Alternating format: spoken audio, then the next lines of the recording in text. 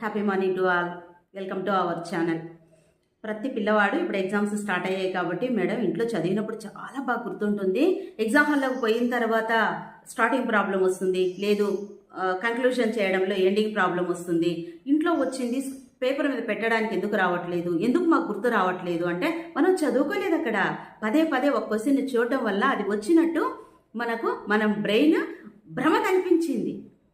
మీరు కష్టపడొద్దండి, నేను ఎప్పుడు కూడా స్తబ్దుగా ఉండడానికే ఇష్టపడతాను, మీరు కష్టపడి చదివి నన్ను ఇబ్బంది పెట్టొద్దు అని చెప్పేసి ఈ క్వశ్చన్ నీకు వచ్చు అని నీకు అది ఇండికేట్ చేస్తుంది.